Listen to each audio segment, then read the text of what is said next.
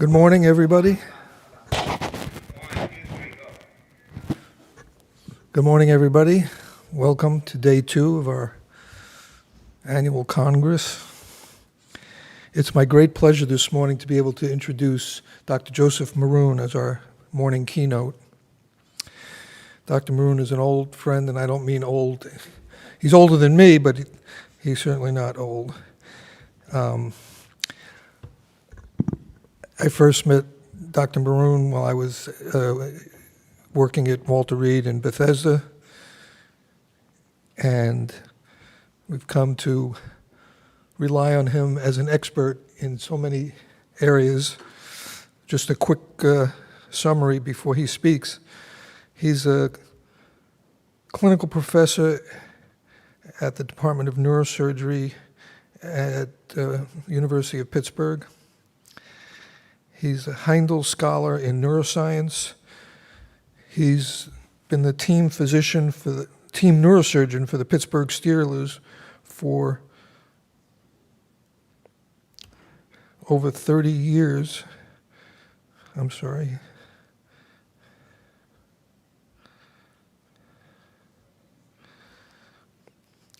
He's also the medical director for the World Wrestling Entertainment.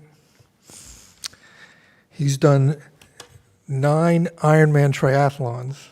I've only done 2, so that's a great accomplishment in itself. And he's written scores of books and scholarly papers, peer-reviewed papers. He's the first person who introduced me to the concept of CTE, and he's continuing to do research in that and other fields. Excuse me. At last week's NFL Combine, he won the Physician Society Top Research Award for his work on hyperbaric oxygen therapy for post-concussion syndrome, PTSD, and performance enhancement. And I know recently he competed in a triathlon where he was first in his age group in a heavily competitive field. So without lingering on, I'm going to turn this over to Dr. Joseph Maroon. Thank you. Thank you very much, Dr. Green. It really is a terrific pleasure to be here and to share my experiences with you. Could we have there we go. I have a rather presumptuous task in terms of discussing the Connectome, the treatment of behavioral disorders, psychosurgery, neuromodulation, psychedelics, and hyperbaric oxygen therapy. Each of these, of course, could be a complete lecture in itself. And it's said that data tells, but stories sell. Dr. Deepak Chopra has sold many, many books and has told many stories, and I'm going to discuss a little bit about what his work has been and is. But I'm going to tell you my personal story of how I got interested in behavioral disorders, the surgical treatment of mental illness, a little bit on the Connectomics 101, the treatment for mental disease, and non-surgical neuromodulation, electrical, magnetic, photobiomodulation, psychedelics, and HBOT. My introduction to behavioral disorders and violence in patients started not in 1888, but at the Indiana Central State Insane Asylum, formed in 1888, where I and 5 other medical students were tasked to do histories and physicals on over 1,000 patients confined with psychopharmacologic agents, and we had to do histories and physicals for room and board. And I noticed in wandering through the building in the basement were the chains where previously they were patients were restrained, the straitjackets, the cages, and actually witnessing the catatonic individuals, the schizophrenic individuals, and the paranoid individuals that I had to do histories and physicals on. And you all may recall the Bethlehem Hospital for the Insane Lunatics in London hence the word bedlam. So the psychiatric institutes at that time were truly bedlam. People in London would pay 5 to 6 pence to watch and observe the crazy people in the institution. Well, I verged from psychiatry and behavioral disorders into neurosurgery, and my day job for the last 40 years has been treating brain aneurysms, tumors, subdural hematomas, traumatic brain injuries, and more. And I never forgot, however, those seminal experiences in the mental institution, and I've been very interested in psychosurgery, procedures that alter the structure or function of the brain to modulate behavior. So what's a brief history of psychosurgery begins really with Agos Moniz, a neurologist in Lisbon who was in charge of, again, over 1,000 mentally ill patients who were restrained, just like at Central State Hospital in the 1930s, 40s. And he attended a meeting in London where he heard John Fulton, a physiologist at Yale, describe 2 monkeys that had frontal lobotomies and subsequently were docile, calm, easy to control. So he went back to Lisbon and he recruited Pedro Almeida Lima, a neurosurgeon who trained at the London hospital. And he said, why don't we do this, what they did to the monkeys? It worked for them. So they made a trephine hole in the middle of the skull, injected ethanol, alcohol, and subsequently published their paper with a 2/3 response rate in terms of, quotes, cure or improved. And subsequently, Agos Moniz received the Nobel Prize in 1949 for a frontal lobotomy. Now, this was used for these kinds of illnesses: schizophrenia, postpartum depression, PTSD, addiction. And not to be outdone, Walter Freeman, a neurologist at George Washington University, and James Watson, a neurosurgeon, improved, in quotes, on the technique of frontal lobotomy and took an ice pick, which they euphemistically called a leucotome, inserted it just above the eyeball through the cribriform plate, 7 centimeters into the brain, went swish, swish, and in 15 minutes, very successfully, did a frontal lobotomy. In fact, Freeman was so energetic that he devised a lobotomobile, a Quannebaga wagon in which he would go around to VA hospitals, psychiatric institutions, and perform frontal lobotomies in the back of his Winnebago wagon. He also came in contact with Joe Kennedy, the father of John Kennedy, and his daughter Rose, who was rather difficult. She had ADHD, uncontrollable behavior, and Walter Freeman said, we can fix that. And again, in a non-sterile technique, performed his lobotomy. And this is she, 88 years later, 50 years later, recently died a couple of years ago, confined for her life in an institution. So about the same time, in the 30s, 40s, James Pepp, a physiologist at Cornell, described the limbic system, the emotional system of the brain, the hippocampus, the amygdala, the cingulate gyrus, and how emotion, behavior, and memory is controlled. And with this knowledge, ingenious neurosurgeons using various energy forms, cryosurgery, radiofrequency lesions, made lesions in the cingulum, in the capsule, in the subcaudate nucleus, all as psychosurgical procedures to cure or treat patients with intractable behavioral disorders. Another personal experience, when I was a resident in neurosurgery at Indiana University, Robert Heindl was the chief of neurosurgery, a brilliant surgeon with stereotactic surgery, and he had an arrangement with the prison system in California to transport prisoners who were violent with epileptic seizure disorders to Indiana, and it was my job to do histories and physicals on these patients with intractable violence. unforgettable in terms of the attacks, the swearing, the spitting that I had to experience.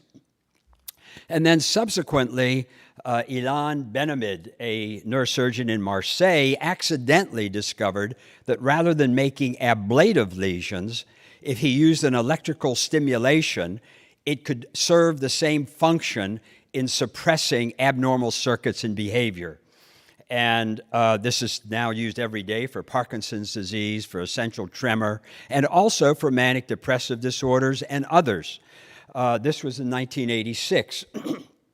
So with PEPs, with the psychosurgical procedures, and now with neuroimaging, the Human Connectome Project was initiated in 2009 at the NIH in conjunction with universities, University of Minnesota with Oxford, and then UCLA and Harvard and Mass General, to provide an unparalleled compilation of neural data and the opportunity to achieve never-before-realized conclusions about the living human brain. In other words, we were able, for the first time, to do tractography and to visualize the wiring diagram of the human brain, the comprehensive map of neural connections in the brain, or our wiring diagram. So when, at an autopsy, you look at this 2.5 to 3 pound gelatinous mass, the consistency of custard, it looks with this gyri and sulci almost innominate, the greatest invention, creation in the universe.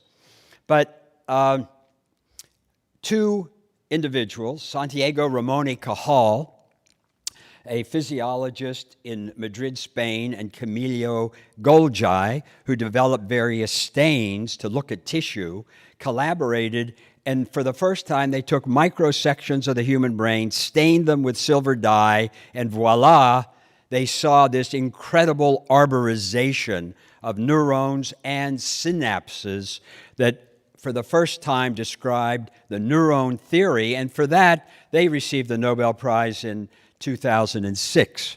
So the structure of the neuron was elucidated, and then the synapse. And at the synaptic junctions, of course, many Nobel Prizes for discovering the neurotransmitters, serotonin, acetylcholine, and what happens. Dr. Kandel, a frequent guest of this organization, spent his life looking at the synaptic connections and how memory is encoded in the human brain and in the submammalian brain as well. But this is the essence of who we are. However, as in the book of Ecclesiastes said, nothing is new under the sun. Plato, 2,500 years ago, made the observation there exists in the mind of man a block of wax, a gift of memory, the mother of the musings. In that material is the impression of all perception and thoughts like the seal of a ring. So he described the function of the amygdala and the hippocampus and the cingulum gyrus 2,500 years ago. So these 86 billion neurons with 100 trillion connections come together in fiber tracks with nodes, edges, and hubs, and really constitutes the wiring diagram of the brain. And over the course of the last 10, 15 years, we've realized these networks are very, very important functionally in terms of imagination, salience, executive function. So we have our default mode network. At night, I keep a pad and pencil by my bed because just before I go to sleep is when my executive network is shut down, my frontal lobes, my salience network is not working, and I'm tuned in to my default mode, which is mostly in terms of creativity and unfettered thought. And the other networks, the salience, what protects us, and the executive network to this group is certainly self-explanatory. And when I saw these networks, and I've been reading Deepak Chopra's books for many years, and I saw his 7 levels of fulfillment in his book, how to know God. And if you look at these, the fight-or-flight response, the hypothalamic pituitary adrenal axis, the intuitive response, the default mode, the creative response, the visionary response, and the God network that has been discussed in our brains. So I compliment him and you in your incredible observations in this lever and how it connects with neuroanatomy and neurophysiology that we know today. So brains are not like computers as they're often compared to. Brains are electrochemical and work in parallel fashion. Computers are digital and linear. And that becomes important when you think about networks and neural networks and our wiring. So the point of all this in terms of the essence of mental disability and behavioral disorders is it's the disruption between the networks that are implicated in mental and behavioral disorders. It's the disruption between networks that are responsible for mental and behavioral disorders. And that will subsequently play into what I later will discuss. So there are many doctors looking on this call visually, virtually, looking at this. So what do you do with this 47-year-old mother of 7 who, apathetic, forgetful, no libido? She went to her first doctor. He said, "You're depressed." "Why wouldn't you be depressed? 7 kids. The second doctor said, "Well, 47, you're going through menopause." The third doctor said, "You're hypothyroid. You really need some thyroid supplementation." No one did an MRI until they saw this benign frontal meningioma with the white matter, the edema in the white matter. The tumor is obvious on the frontal view, but the white that you see on the image is cerebral edema that's affecting her executive cortex, her orbitofrontal cortex, and disrupting her networks with no neurological deficit except in those cognitive and emotional disabled areas. We approach this in a way that's never been done before. Instead of doing a bifrontal craniotomy, removing the top of the skull, lifting the brain, and taking the tumor out, we made a 1-inch eye incision through the upper eyelid, just above the eyeball, and went in through a device as big as my thumb into the tumor using neuronavigation, completely removed the tumor. And this is the post-op scan. The edema's gone, no evidence of the tumor. I show you this, again, because it was the disruption of the networks that led to the behavioral disorders that was curable. And so a little bit of how we learn and remember. So again, in 1949, Hebbs, another physiologist, said neurons that fire together, wire together. So it's pretty straightforward, very simple. If you want to improve your golf game, you continually repeat the same swing over and over. If you want to memorize some poem or work, you repeat it over and over so that those neurons are firing together, wiring together, and like Eric Kandel, they're getting encoded in synaptic connections in your frontal and temporal lobes. And that brings us to the concept of neuroplasticity, the brain's ability to modify, change, and adapt both structure and function. For all of my career, I've worked on modifying structural problems of the brain, tumors, aneurysm, blood clots, etc. I've done virtually nothing relative to altering the functional aspects of the brain. And again, going back to history, Heraclitus, again 2,500 years ago, said no man can ever step into the same river twice. Hugely profound. That is the essence of neuroplasticity. Our brains, because of our input from our sensory systems, are constantly like the river, constantly being modulated because you're making new synaptic connections, inputting into your networks, and constantly neuromodulating your brain. And there is nothing permanent except change. So something that seems very obvious, but again, so profound. And with neuroplasticity, we know that repetitive mental activity creates new neural synaptic connections. The repetition of this strengthens the connections, and what fires together truly does wire together. This is the most dramatic case of neuroplasticity that I've encountered in my career. When I was very early on at the University of Pittsburgh, this young girl was brought to me, age 4 or 5, who had intractable seizures. She was having 50 to 75 epileptic seizures a day, failed all medicines. And at that time, there was a neurosurgeon in Johannesburg, Africa, who had performed hemispherectomies for this condition called Rasmussen syndrome.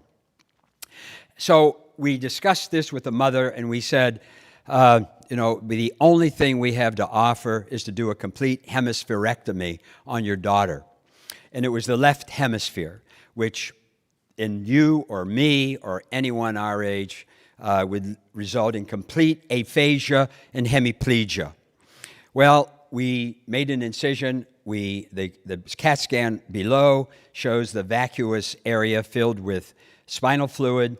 And this is the brain. Well, the picture with her standing shows function, good function actually, in her right leg, her right arm, little spasticity, but also relatively normal in other areas and able to work and carry on a job the rest of her life. So what factors, and this is incredibly important, what factors affect the connectome? Certainly diet, exercise, maternal health. A woman who smokes crack or pot during pregnancy through epigenetic factors affects the neuromodulation and fiber tracts of the infant's brain, predisposing that child to potential alcoholism later on or addiction. So the cognitive engagement also, kids brought up in enriched environments have synaptic connections that are very plethoric and much better in terms of development. And this is a paper I just saw the other day, the brain connectometry changes in space travelers after long-duration space flights. So now we now can look at astronauts in terms of their tractography and observe changes in their wiring diagram as well. And in this area of a pandemic, of incredible stress throughout virtually everybody, what does stress do to the connectome? Well, we know it suppresses the immune system. We know it activates the cortisol levels, the hypothalamic, pituitary, adrenal axis. It results in anxiety, depression, and insomnia. But from a network viewpoint, it suppresses the executive cortex, the dorsolateral area of the brain, which is the governor on our amygdala, on our emotional system. It's the executive cortex that suppresses, controls, like the governor on an automobile, our emotional response. Stress makes this an uncontrollable situation, so it's unfettered amygdala activity. So we're discussing actually a new paradigm for understanding brain disease within the last 5 to 8, 10 years or so. And these particular diseases that we're encountering every day in our patients are really connectopathies. And it's important to realize that psychiatric diagnosis based on symptoms may be meaningless. It has no relationship to the structure of the brain. It's structure and function that must come together. So what about depression? As we know, it's epidemic, and these are understated figures in terms of 7 to 10 million major depressed disorders in patients in this country now. It's simply epidemic, and we see it every day. So if you go to your doctor, what's the first thing the doctor does with somebody who's depression? You take a dart and you throw it at this common drugs for mental illness. I'm being a little poor, I shouldn't say it that way, but these are what you do. And if one fails, you go to the next category. If that fails, you go to another category. And 50% of patients today with major depression are inadequately treated. Less than 50% will get full remission with current therapeutic approaches. So let's look at, we reviewed psychosurgery, frontal lobotomy, cingulotomy, deep brain stimulation.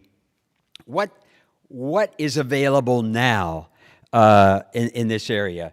What can zapping our brains really cure depression?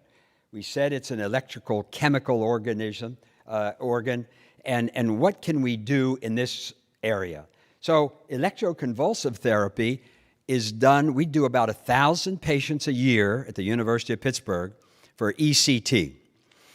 When all drugs, all manipulations fail, you're sent to electroconvulsive therapy, which can be effective.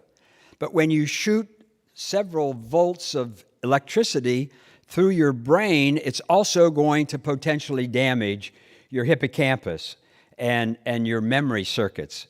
So this was just yesterday or 2 days ago in the New England Journal of Medicine, a review on electroconvulsive therapy. The stigma and lack of access to treatment have contributed to the underuse of ECT.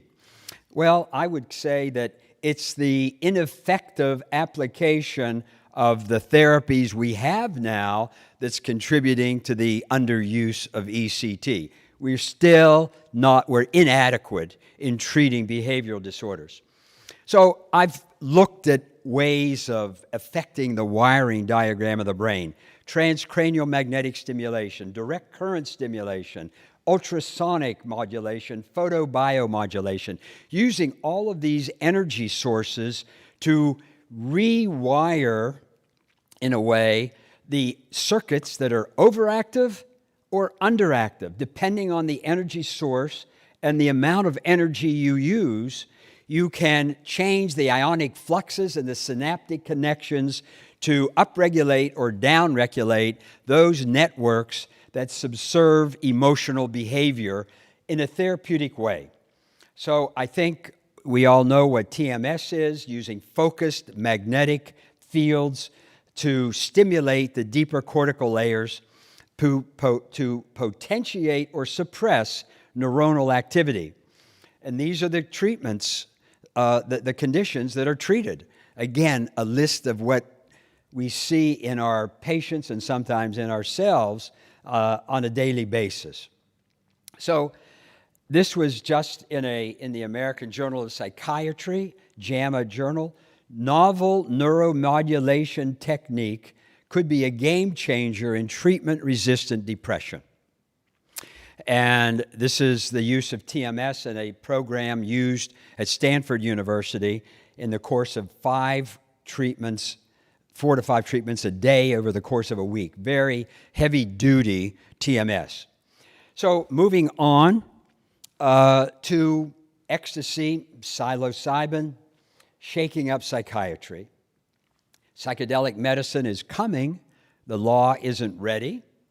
And what is psychedelic psychiatry?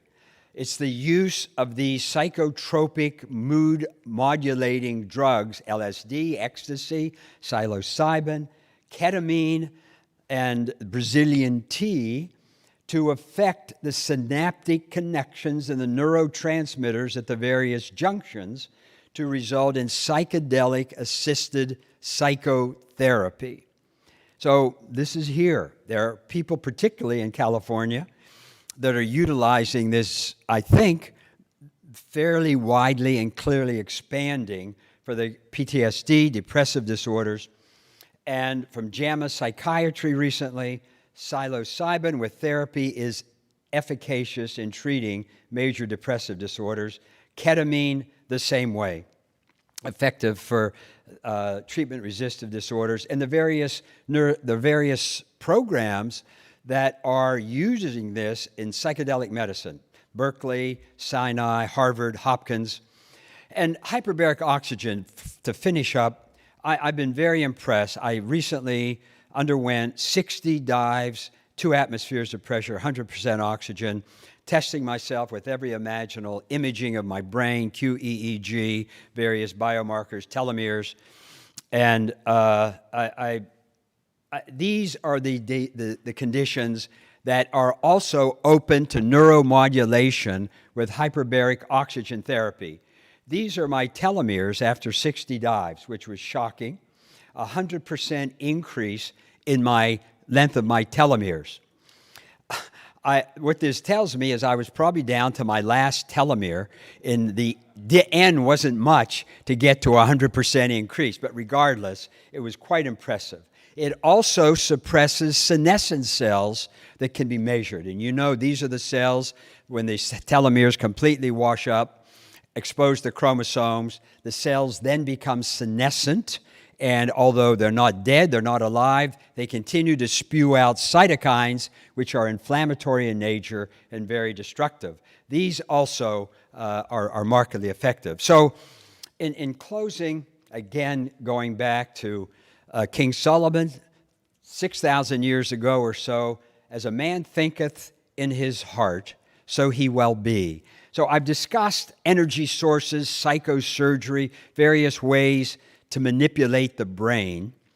But as a man thinketh in his heart, so he will be. We know our mind can make our bodies ill.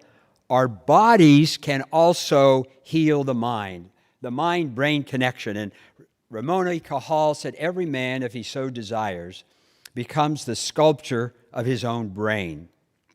And I would go back to Deepak Chopra again, who is quoted in saying, if we want to change the world, we have to begin by changing ourselves.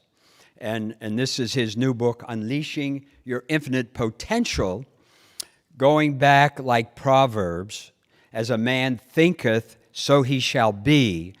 And how do we control our thoughts to neuromodulate ourselves internally, our own behavior? So I was hoping not only would my telomeres be elongated, but I was hoping I would grow after hyperbaric oxygen therapy.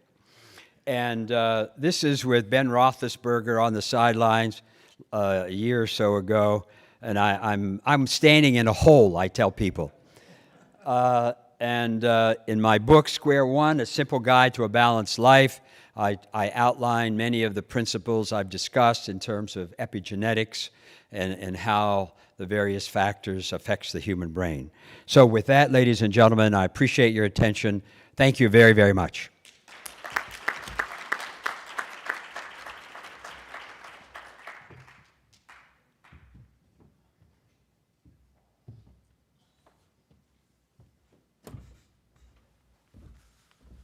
Thank you, Dr. Maroon. We're all enlightened by your talk, and we'll be seeking you out for further discussion. I think there'll be some time for a group question and answer later, so I'll let Dr. Kateb bring up our next. I think Dr. Maroon has already kind of introduced our next speaker. But I think, as I said, Dr. Maroon has really primed us to hear our next illustrious speaker, Dr. Chopra, who's been with us many times before.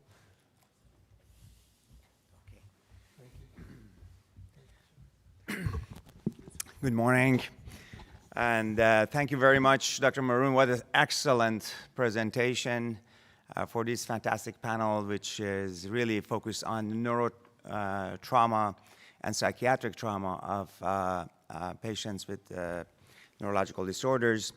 It's a great honor to introduce our next keynote speaker. Dr. Deepak Chopra is a renowned physician and advocate for suicide prevention and mental health. So we just started an initiative with the Chopra Foundation called Never Alone Initiative. And basically that is focused on suicide prevention and advocating for helping patients with a neuropsychiatric disorder. With that, I'll turn the floor to Dr. Chopra. Thank you. Thank you, Babek. Dr. Maroon, Joseph Maroon, that was a spectacular, very brilliant talk. And I'm going to try and dovetail into that. So let's see if I can do it.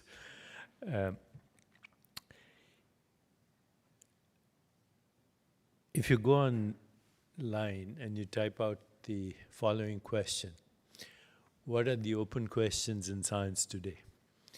And you will find that the number one open question in science is, what is the universe made of? Okay. You'd say, we know, force fields, particles, atoms, and so on. That's less than 0.1% of the universe. And even if they were, the universe would be made of those particles. Those particles actually disappear when they're not being seen. So bottom line, the universe is made of nothing. That everybody agrees on. The second open question in science is, if it's made of nothing, why does it look like this? Why does it look like this table and my hand and all these things, stars, galaxies? That's called the hard problem of consciousness. So what I want to do today, in the short time I have, and I'll be skipping some slides, talk to you about the problem of perception, the problem of reality, and the problem of understanding consciousness. Three things. Yeah, but they're all interconnected. Perception, reality, and consciousness. When I was a medical student, there was a paper I read where scientists took a group of kittens and they brought them up in a room that had only horizontal stripes. And then they took another group of kittens, brought them up in a room that had only vertical stripes. And when these kittens grew up to be cats, one group of kittens could only see a horizontal world. The other group of kittens could only see a vertical world. Is the world vertical or horizontal? Because one group of cats couldn't see furniture legs, the other couldn't see anything that was horizontal. And basically this is what Dr. Maroon just spoke about. You know, the experience determined the connectome in a way. And that's the problem of reality. Is our perception giving us an accurate picture of the world? How does perception shape our knowing of what we call everyday reality? From a very simple point of view, it's very obvious that our perception is unreliable. My perception tells me the earth is flat. Nobody believes that anymore. My perception tells me that the ground I'm standing on is stationary. I know it's spinning at dizzying speeds and hurtling through space at thousands of miles an hour. My perception tells me that you are solid, three-dimensional, moving around in space and time. And we now know that almost 99.999% of you is empty space. And the 0.0001% that appears as matter is a few scattered dots and spots, which are fluctuations of empty space. And the body is proportionately as void as intergalactic space. But we don't see it that way, right? There's a reason. It's our survival, basically, because our perception is always involving what in India we call magical lies. Magical because they are magical in that they ensure the survival of the biological organism, but lies because they hide the truth. There's an Indian word for it, Maya, okay? Illusion. So how do we perceive? We assume that we know. I mean, like now, you're looking at me. What's bouncing off me is photons. Photons are invisible. They have no dimensionality. They're moving at the speed of light, photons. They hit your retina, where there's an electrochemical activity, and then they go to your brain, through the optic nerve, and suddenly some little thing happens in the brain, electrochemically, as we were just told, and voila, a whole universe appears. That's the hard problem of consciousness. All that's happening in your brain right now is electrochemistry. You don't experience electrochemistry, you experience this world with colors and shapes and sounds and textures and smells. Where is that happening? Of course, if you talk to traditional neuroscience, they'll say here. But there's no experience in the brain. Notwithstanding the beautiful neural correlates you showed, sir. They're beautiful anatomical neural correlates of experience. And if you interfere with them, then experience is altered. But how do we actually get the experience? And where is the experience happening? I submit to you that the experience is not happening in the brain. In fact, the brain has no experience. You can put a knife through the brain. It doesn't even feel itself, right? When people have headaches, etc., it's not because of brain. It's about the meninges and the vascular structure. And the brain, by the way, is silent in terms of sound. There's no sound in the brain. There's no sensation in the brain. We know that. There's no color in the brain, no texture in the brain, no smell in the brain. So where is the experience happening? So this is where science is stuck right now. And I will share with you a few slides, if I may, and I'll have to rush through them, or maybe I won't rush through them. I'll just skip a few because you get the point anyway. Here's a slide that I want to share with you, a couple of slides. These are recent issues of the New Scientist. If you look at them, what is reality? Is your body thinking? I would say your body is thinking, but that's another story. It doesn't think in English with an Indian accent, but it does think. And maybe it's more than that. Is the universe conscious? Look at this, please look at this slide. Is the universe conscious? What is the flaw at the heart of reality? Is evolution what Darwin spoke about as random mutations and natural selection, or is even evolution guided by something else? And what is that something else? So I'm going to briefly skip over these slides. These are my 7 pillars of well-being, which I formulated because only 5% of disease-related gene mutations are fully penetrant, which means they guarantee disease. If somebody has a BRCA gene, they're going to get breast cancer. But that's true of every genetic mutation.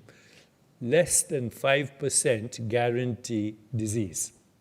The rest can be influenced epigenetically and through neuroplasticity. So I'm going to skip about this, but there's a lot of very fascinating research on movement, yoga, stress management, vagal stimulation, overriding sympathetic overdrive, the role of emotions, nutrition, biological rhythms. But then I'm coming to where I have focused my awareness in the last decade or more, which is self-awareness. Because we're the only species who know that we know. And so what is that? So I submit to you something called the direct method and the construction of everyday reality. Direct experience in awareness or consciousness is only SIFT, S-I-F-T, the acronym for sensations, sense perceptions, images, feelings, and thoughts. But when we give meaning and narrative to direct experience, and interpretation of past experience, we generate perceptions. Direct visual experience is color, shape, and form. If a baby was looking at my hand, it wouldn't know it is a hand. It would see a shape, a color, and form. In fact, the only difference between any object and another object visually is color, shape, and form. But when we give meaning to that, and we filter the experience through what is called narrative, then we create perception. And once we create a perception, then depending on whether we are comfortable with the perception or not, we create emotions and feelings and thoughts. And that's true of all perception. All perception is a learned phenomenon. Go back to the kittens, is a learned phenomenon. And giving meaning to sensations and creating perceptions results in the generation of emotions and thoughts. And the storyline created by emotions and thoughts is the creation of what is called everyday reality that we call the mind, the body, and the world. So the mind and body and the world are human constructs. That includes everything, from the Milky Way galaxy to an object such as a table, to your own physical body, to the idea that we have a brain. And illusions are mistaken for reality until we understand the trick behind the illusion. Illusions are mistaken for reality also because we are ourselves embedded as body, mind, and brain in the illusion. The body, mind, and brain are part of the illusion. And we're going to have a conference later this afternoon. I think it's 3 to 5, with 3 other scientists, a physicist, a mathematician, a biologist, and an endocrinologist. Other than myself, I'll be the second endocrinologist. Once we see the trick behind the web of magical lies and illusions, we are free to create the reality we want, personal, collective. And we can now consciously create the reality to find freedom from suffering, freedom from the fear of death, knowing ourselves as timeless beings, and emerging with higher values, not out of moral compulsion, but because they come spontaneously when we discover the truth behind the magical lies. And these Platonic values include truth, beauty, love, compassion, joy, bliss, insight, and creativity. Okay, I'm going to skip this. Quantum entanglement, everyone knows. Qualia entanglement is probably a new word for you. Qualia means unit of experience. Just like a quantum is a unit of measurement, quanta are described as the smallest indivisible units of information and energy, according to the uncertainty principle. And qualia is similarly quality of experience. So the taste of red wine, or the smell of garlic, or an emotion, or a thought are considered qualia. And these are entangled with meaning and ultimately result in what we call the metabolism of experience. Just like I explained visual experience, this is also true of auditory experience, tactile experience, taste and smell. All learned phenomena. Taste is an acquired thing. I like coffee, you like tea. I'm a vegetarian, you like meat. Acquired, constructed experiences. So physical reality, including the physical body, is a construct in human awareness using a narrow bandwidth of fluctuations in consciousness. Can I have some water, if possible? Okay, and then also, of course, perceptual activity is very specific to every species. It's species specific. I don't have the same perception as a snake navigating infrared, or a bat navigating the echo of ultrasound, or a chameleon whose eyeballs swivel on 2 different axes. We can't even remotely imagine what a chameleon would see if he looked at this room, or she. So now I want to just show some fun slides. I'm sure a lot of you can see a young woman in front of a mirror, probably doing her makeup. Yes? And you can also see a skull, if you choose to. So which is it? Well, I submit to you again, it's neither. It's color, it's shape, and its form. Given meaning and narrative, it creates the perception, whether it's a woman or a skull. Here are two faces in a jar. You can choose to see that which you intend. Here again, say you can see a woman and you can see a man playing a bugle. You can see a mother-in-law here and a daughter-in-law and a father-in-law, and it's your choice. You can see a Mexican riding a horse with a man on the street lying sleeping, and or you can choose to see an old man. Similarly here, butterfly landing on a flower, or a young woman, birds landing on a tree with chicks, or a woman and two horses against a background of sky and mountains, or a woman with long locks. Here again, same thing. So I love this slide when I first encountered it, because there's a poem by William Blake, the visionary poet, who said, "We are led to believe a lie when we see with and not through the eye, that was born in a night, to perish in a night, while the soul slept in beams of light." So when you see through with the eye, you see through the filter of narrative, meaning. But when you see through the eye, without the filter of narrative and meaning, then you see the real truth. And that is the spiritual adventure we all are embarking on. Okay, here again, there's neither a face there, nor are those dragons. They're just colors, shapes, and forms. And it's one of my favorites. The face that you see there is not in the picture, but nor are the animals.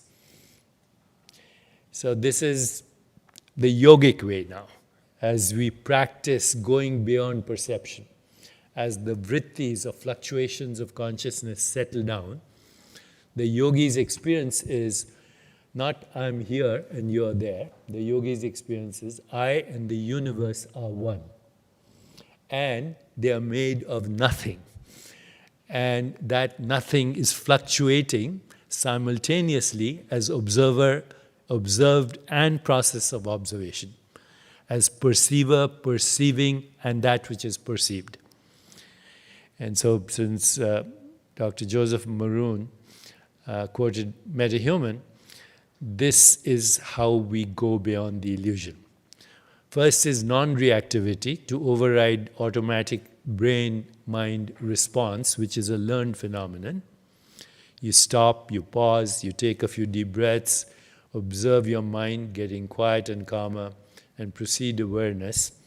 You favor platonic values like kindness, compassion, gratitude, joy, bliss, equanimity, non-judgment. Interoception, which is a process of actually navigating bodily viscera and bodily organs and influencing sympathetic and vagal tone consciously. Transcendence, and what we call metacognition, being a witness to both inner and outer experience. And in this yogic tradition, as we do that, we advance in our awareness through different stages of consciousness. Normally, we experience only waking and dreaming and sleeping. But as we advance in this, we experience something called soul consciousness. Soul consciousness means we become aware of the observer. And it's not very difficult. As you're listening to me right now, please turn your attention to who is listening. Do that right now. Instead of taking notes or listening to me, be aware of that which is listening. You're aware of that which we call the observer. And if you actually concentrate, I shouldn't even say concentrate, abide in that experience. When the observer overshadows the observation, and when the observer overshadows the observation, even in sleep and dreams, that is called, in this framework, cosmic consciousness, to be in the world and not of it, to be local and non-local at the same time. And that next stage, we say divine consciousness, because now we are not only aware of the observer within ourselves, but the observer within the object of experience. So if I am now aware of not just your body-mind, which I can guess through your facial expressions, your tone of voice, your body language, your gestures, but that's not who you are. If I could be aware of the observer in you, that would be called divine consciousness, divine awareness. And when I realize that the observer in me is the observer in you as well, the same observer, that's called unity consciousness. And now we are in a position to actually map out what we call meta-reality. Meta-reality is not physical. Meta-reality is a field of infinite possibilities. It is formless because you can't create something that is formless, just like you can't create space. If I ask you, how do you create the space? You say, I don't know. How do you create the table? You know. Right? How do you create a human being? You also know. Okay. Through sexual intercourse. But you cannot answer the question, how is space created? So fundamental reality is without cause, irreducible, infinite, fundamental. Now it turns out that although we think of this as the quantum vacuum, with what we call virtual particles as determined by the uncertainty principle, that's the current scientific paradigm, the ancient yogis thought of this space as imbued with consciousness. So if I ask somebody, where is this experience happening? The shortest answer is right here. Not here, not there, right here. Because with this now here, which is nowhere specific, because this space right in front of me is connected to infinite space, experience is happening here. And this is called Chit Akash, the Akashic record, the source of intention and intention. It unfolds through synchronicity, it's infinitely creative, it's unpredictable, not random, unpredictable. Random means inherently random, unpredictable means to human cognition and perception. And it's rooted in the knowing of I am, which is of course going back to the old scriptures, including the Bible. When Moses asked God, what's your name? God says, I am that I am. And when we combine meta-human with meta-reality, we create the new metaverse. I'm not talking about the metaverse right now that everybody else is talking about, or what's his name, the founder of Facebook decided to call Meta. I'm talking about the real metaverse. And when we have these experiences, these are the milestones. There's a shift in sense of self, in that I do not identify with my persona, because I realize my persona is a shifting part of the collective dreamscape. There's a change in emotions from fear to love. Shift in perception as well, because it's always in the present moment. A shift in memory, not victimized by memory, but creating memories that are useful. There's, of course, insight and intuition and creativity, ecstasy, flow, transcendence, and the loss of fear of death, because the observer, being formless, is also infinite and therefore timeless. And that's where I wish to end. I hope it wasn't hopelessly abstract. Thank you for listening to me. And we recently, by the way, we've been publishing this work in some peer-reviewed journals, how the religious experience alters everything that we know about body, mind, and spirit. Not the religious dogma, not the religious ideology, but the religious or spiritual experience. Thank you.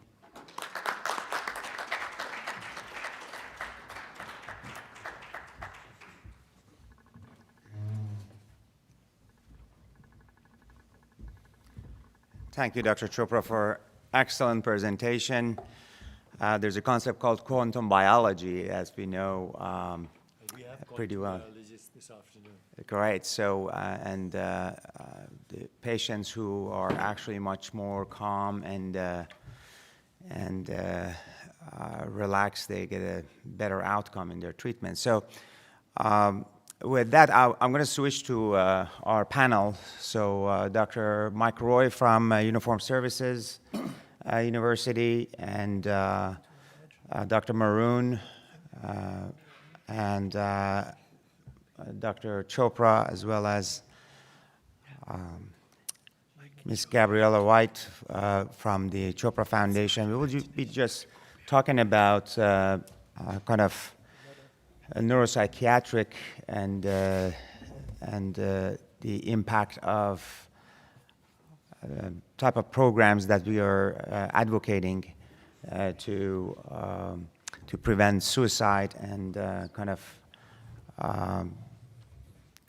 raise awareness about neurological disorders. So I will turn the table to my colleague,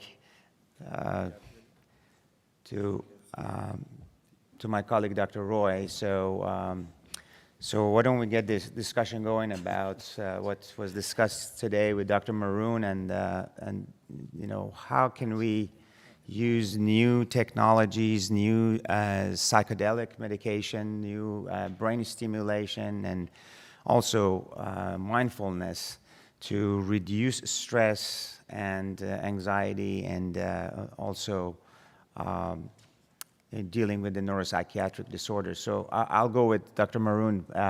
You know, it was an excellent presentation. Your thoughts about the role of technology in preventing and treating, you know, neuropsychiatric disorders and also suicide. Well, it all goes back, nothing new. It's the mind-body connection. And we can choose various ways to manipulate our thoughts and our behavior. And as Dr. Chopra just said, you know, we have various energy sources, magnetism, electricity, ultrasound, light, that transcutaneously can do things to the brain. But where, you know, I love his concept. How do you use your mind? The Buddhist awareness, mindfulness, which is basically what you're talking about.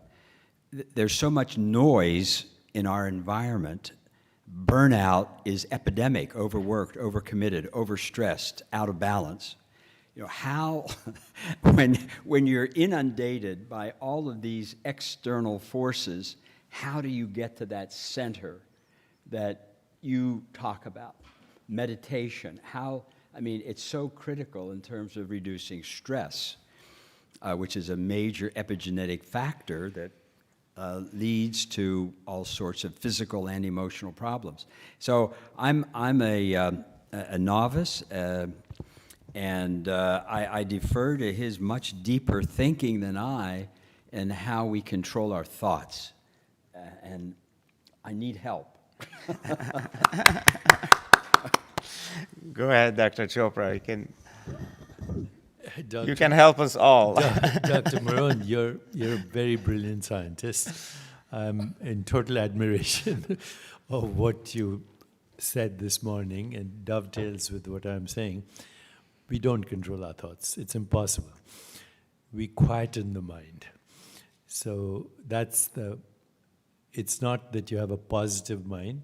Positive mind can be very turbulent, just as a negative mind. It can create all kinds of hormonal shifts and biochemical shifts. It's not a positive mind. In fact, it's exasperating to try and cultivate a positive mind. You quieten the mind, a silent mind. And that is a return to homeostasis and self-regulation. That's it. And then in that quiet mind, if you have a single intention and you detach from it, because consciousness has infinite organizing power, it fulfills its own outcome. If I asked you right now, what are you doing to control your autonomic nervous system? What are you doing to control your hormones? What are you doing to control your body temperature? What are you doing to control even homeostasis? The answer is nothing. So doing nothing is actually everything. And even if you find it difficult to meditate, just sit quietly for 10, 15 minutes, do nothing. And once you get used to it, you'll see nothing is self-regulation. Excellent. Dr. Roy?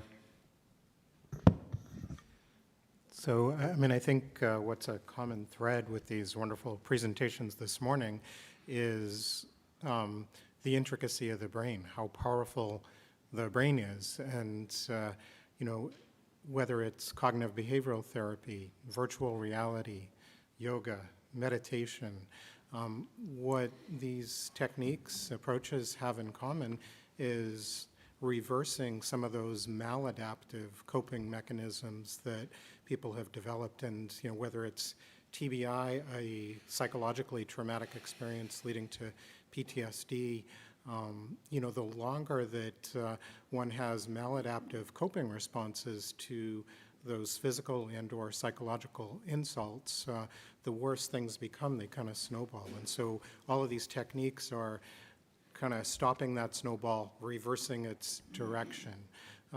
And, you know, if you think about it, I mean, the kind of, sadly, the medical approach has often been to give a medication.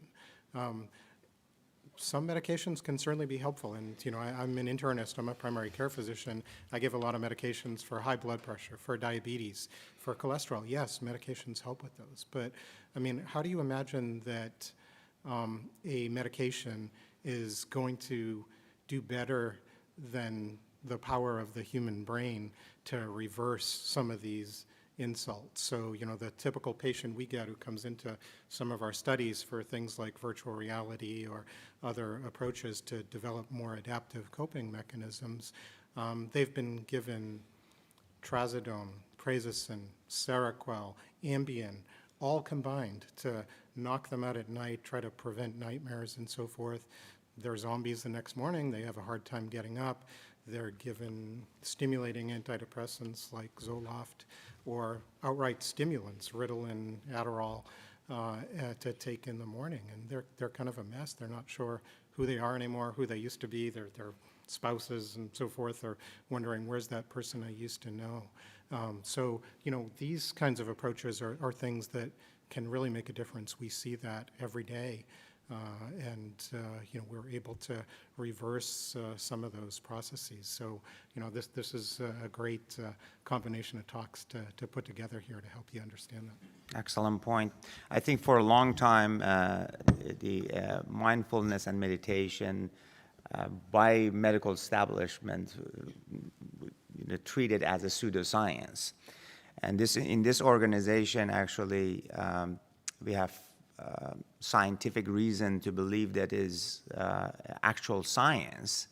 And the panels like this is actually meant to advocate adjunctive therapy in terms of, you know, maybe medication doesn't work, or meditation works, and vice versa, or combination of that. So on that thought, Dr. Maroon, you treat a lot of neurotrauma patient, PTSD patient, and so on. So what's your thought? Yeah, when I think of PTSD, which we're all involved in managing, you know, I think of the neuroanatomical substrate in terms of the encoding in the amygdala primarily, and actually I recall the play Macbeth, in which Lady Macbeth had suffered from PTSD after they murdered King Duncan, and she was having terrible distress, and Lord Macbeth went to the physician and said, "Doctor, how does one pluck from memory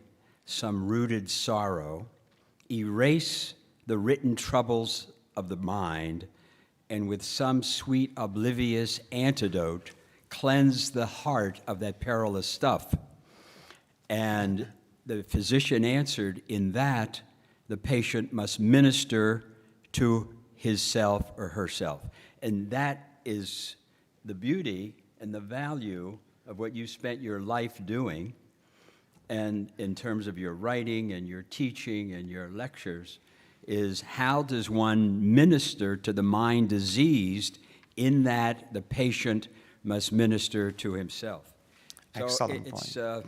heavy, but Excellent point. it's really, how do you erase the written troubles of the amygdala?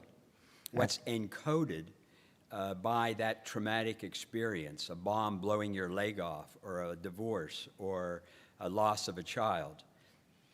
So on that note, we are honored to have actress Gabriel Wright with us. Gabriela, your thoughts on the topic, but also on the Never Alone initiative. Thank you, on Dr. suicide Babek. prevention. Yeah.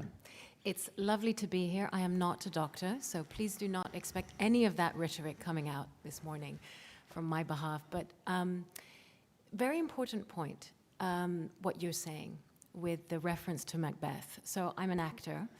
I'm also the co-founder of Never Alone, which is, we've worked on suicide prevention, especially during the pandemic. It was inspired by a suicide that happened in my own family. I lost my little sister to suicide. She was a recording artist. She was completely immersed in the art form of being herself, expressing herself through music.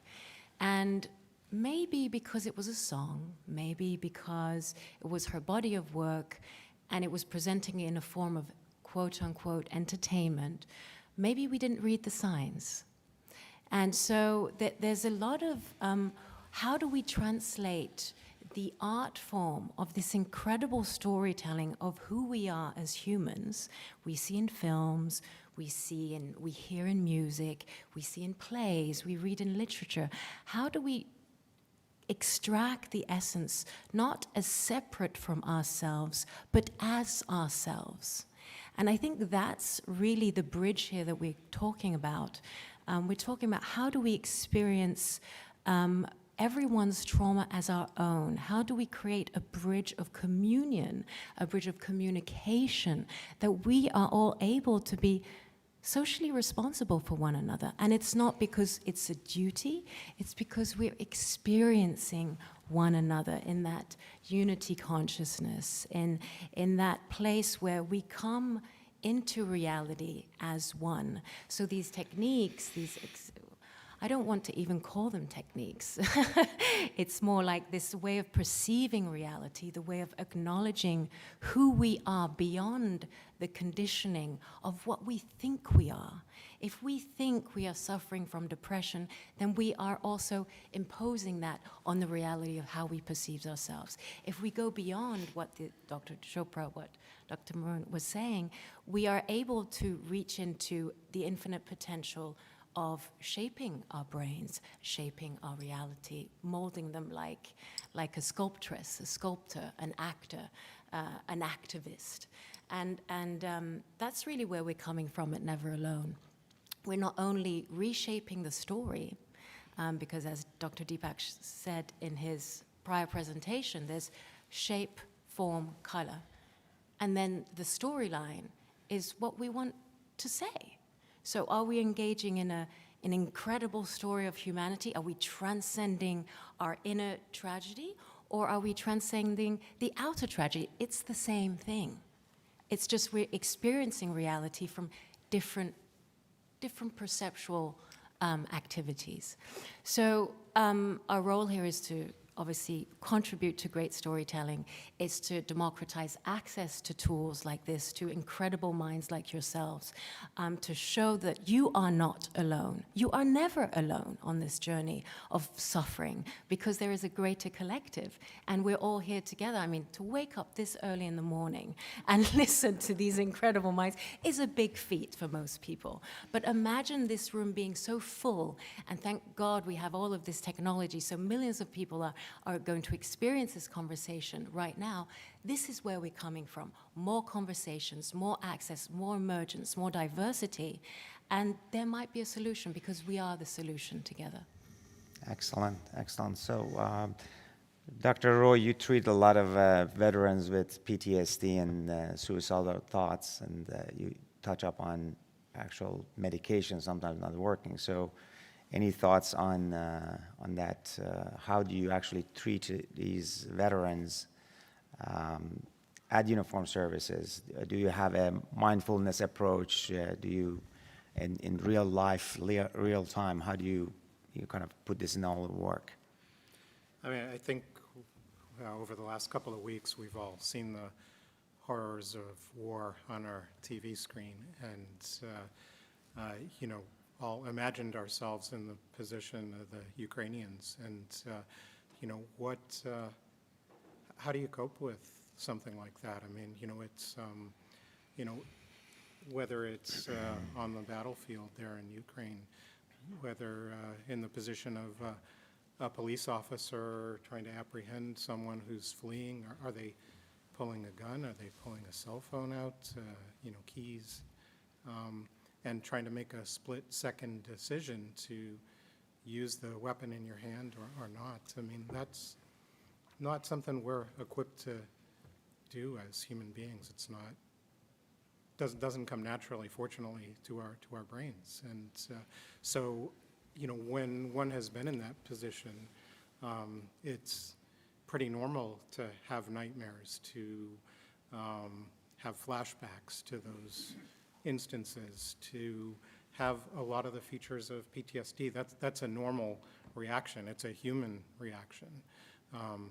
And yet, when those symptoms, the interfering with sleep and all the symptoms that come with that persist for weeks, months, years, and often leads to depression and leads to a variety of somatic symptoms because you're not able to get a good night's sleep because you're afraid if you go to sleep you're going to have nightmares.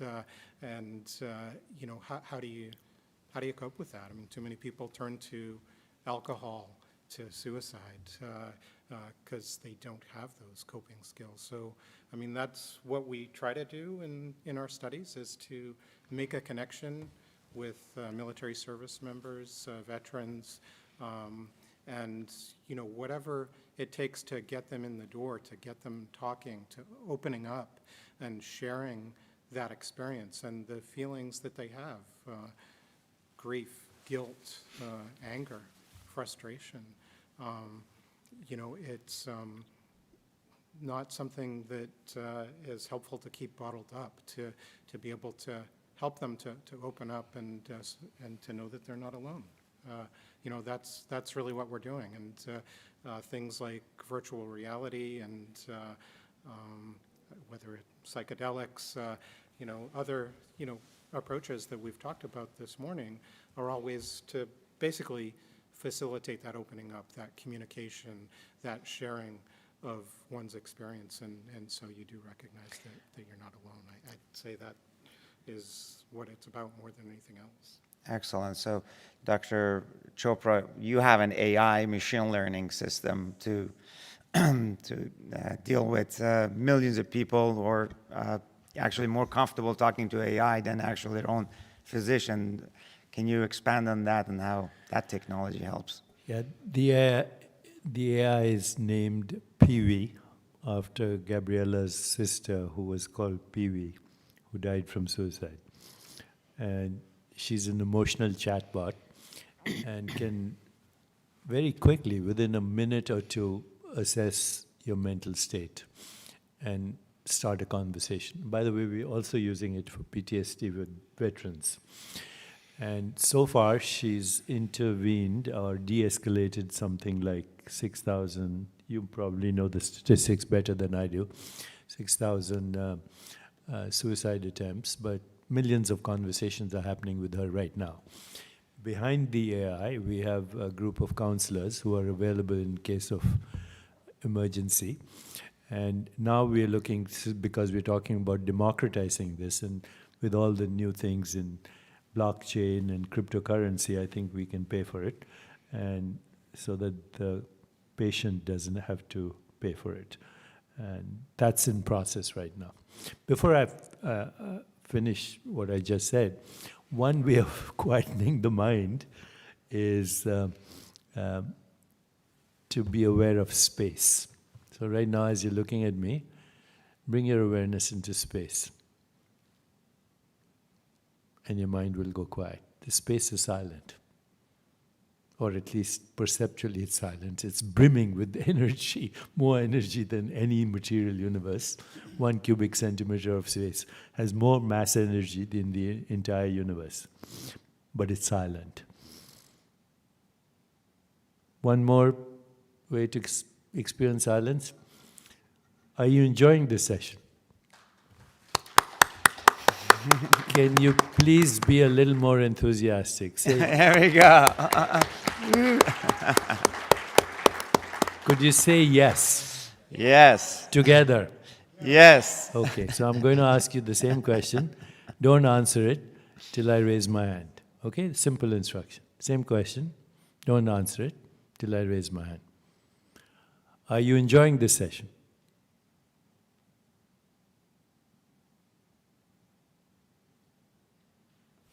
Yes. So the question is a thought, the answer is a thought. In between is the silence that is you.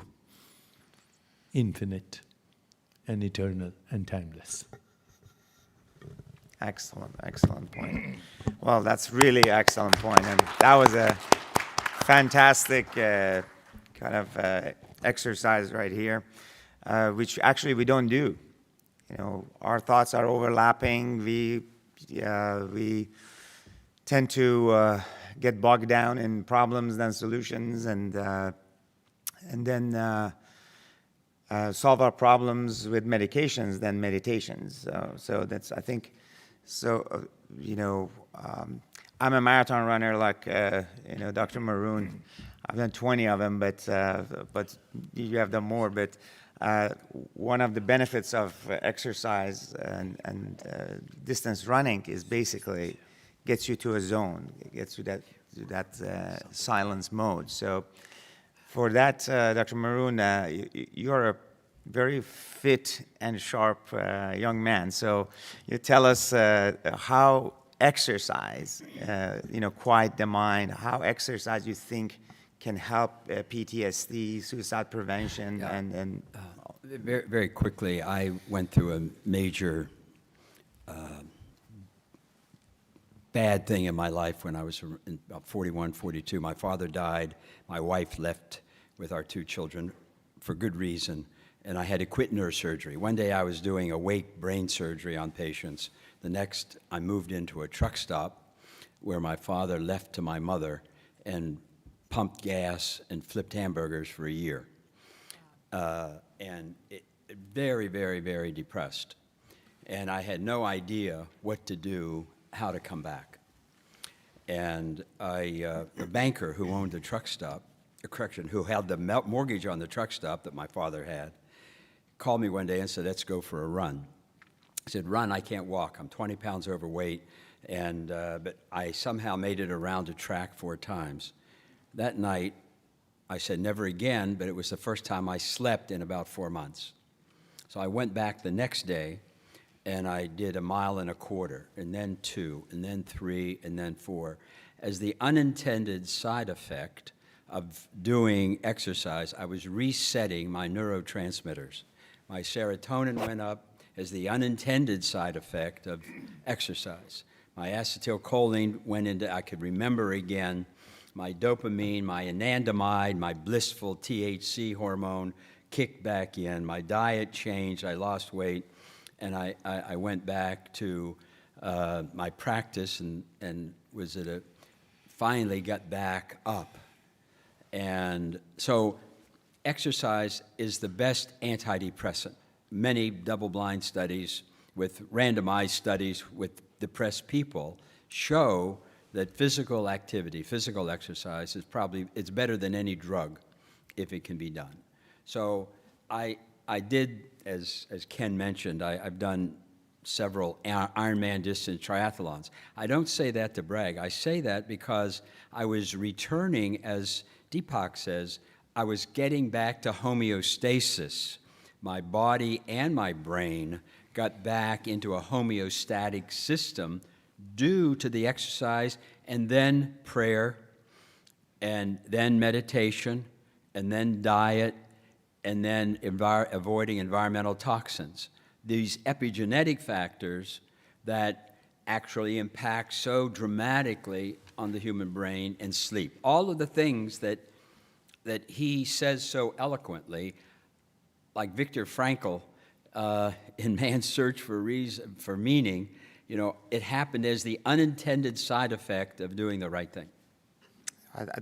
I completely agree with you, and my own experience, I was a combat medic in the front line, so I've seen wars, and as an immigrant, yes, worked in gas station, flip hamburgers, but I think it really what got me to overcome challenges in life, have a very disciplined mind, and focus on the task to be executed, but at the same time, when I'm down, I go for a long distance run, and everything else will be much more colorful.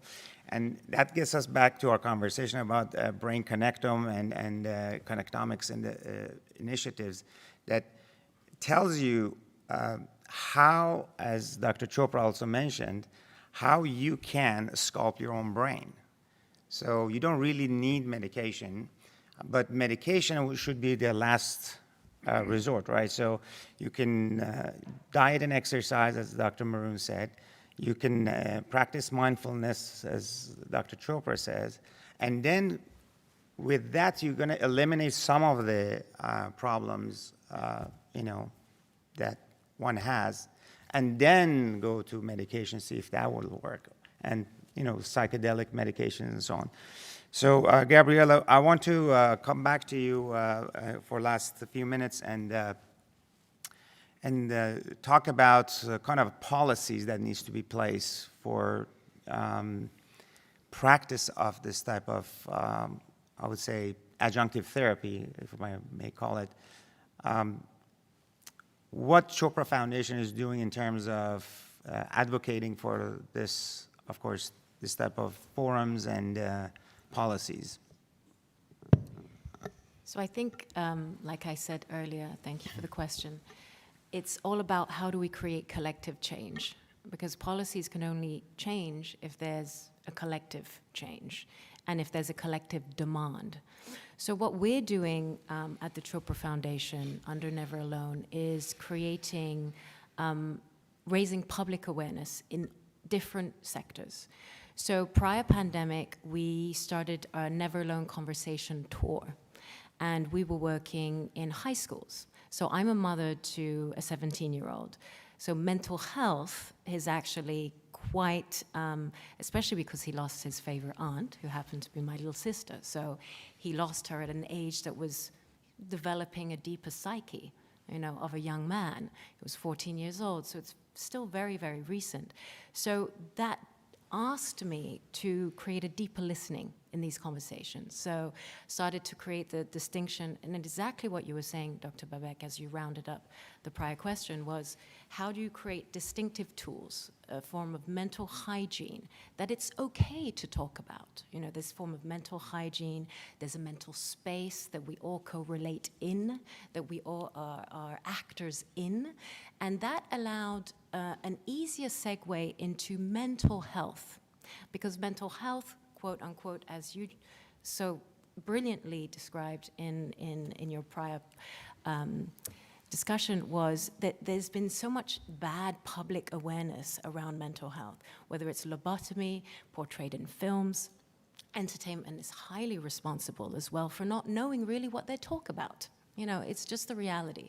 We don't do enough research behind the scripts that we write. Some are brilliant and some are not.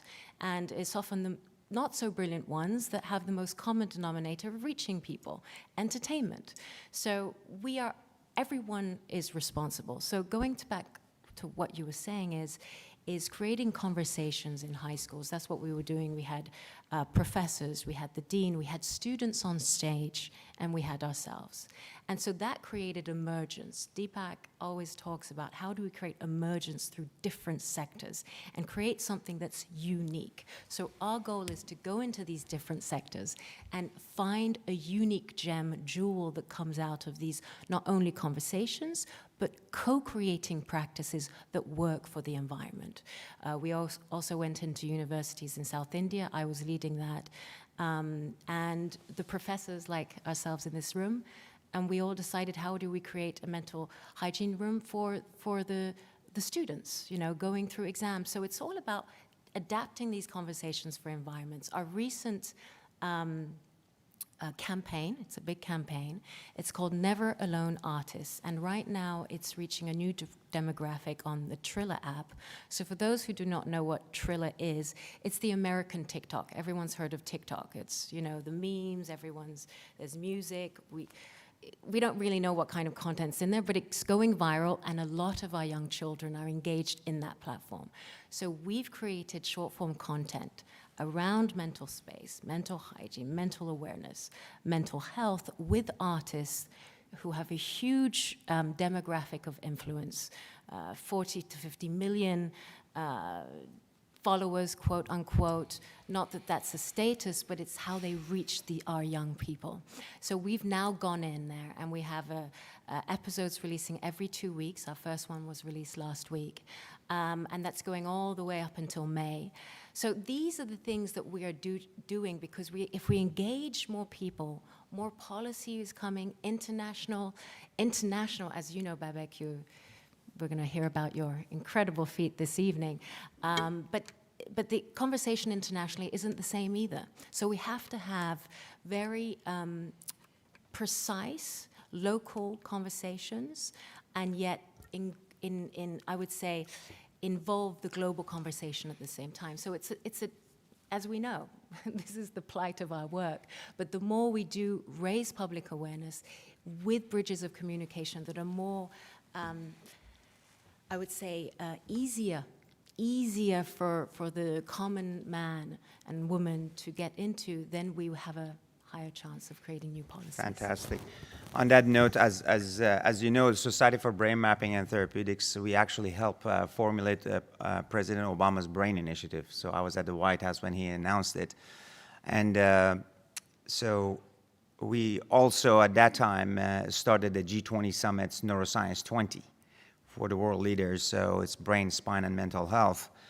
And under that subcategory, we have started a Middle East Brain Initiative called Me Brain, Latin America Brain Initiative called LA Brain, and then Asia Pacific Brain. So we have been working with scientists across disciplines to raise awareness about neurological disorders and psychiatric disorders, but also, writing position papers, several of them with Dr. Chopra being co-author, on importance of brain screening. So we actually screen prostate, liver, and lung, and so on, but we never screen our brain.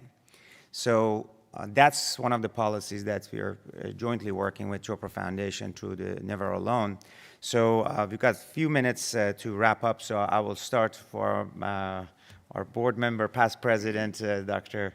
Roy, your final thoughts for the panel.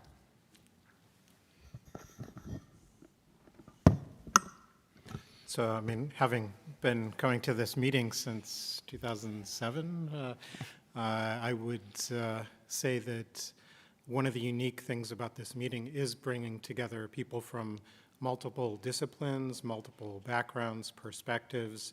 It always helps me think outside the box. How can we work together from the world of medicine to the world of entertainment? And how can we make the world a better place? How can we improve the lives of our patients? And, it's only by, I think, coming together and thinking non-traditionally, if you will, that we can do the best for our patients. Thank you. Dr. Chopra, your final thoughts? I think everything's been said, but all these tools, including psychedelics and VR, are going to play a big role. And we are involved also at the Chopra Foundation with NYU, looking at psychedelics and chronic disease, depression, mental illness, and end-stage transition from what we call this life to death. And there's something, by the way, that I was curious if how many people are aware of called end-stage lucidity. So a number of patients who have otherwise Alzheimer's or other disease, sometimes even semi-conscious, before they die, they have something called end-stage lucidity, where they experience everything clearly, but they also tap into the unknown, the invisible. And apparently it's associated with gamma frequency, 40 hertz in the brain. And I quizzed a lot of neuroscientists who were unaware of it, and then I asked Rudy to do some research, and it's a real thing. Okay, I recently actually participated, not just as an observer, with my agent who was dying of breast cancer. And she was ecstatic at the end of the experience. And she experienced end-stage lucidity as well. We didn't do EEGs or anything like that. Great point. Well, it's said that the mind of a student is not a vessel to be filled, but a fire to be lit.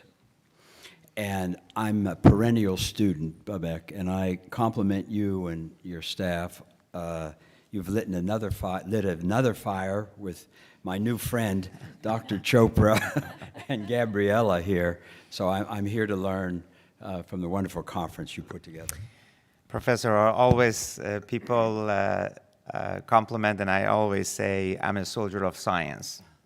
So we're all soldiers of science here, and we're actually soldiering on together to find the solutions for millions who are struggling. So, and we need our voice to be heard. And Gabriella, with your following and with your support, we should reach out to the entertainment industry and public. So what's your final thoughts? I believe that a story can change a person's life. But what if a story can change humanity? And that's where I think we're going. That's a great way to finish the panel. Thank you very much. All right, we're going to go to a short break and start the session. Thank you very much from all of you. Appreciate it.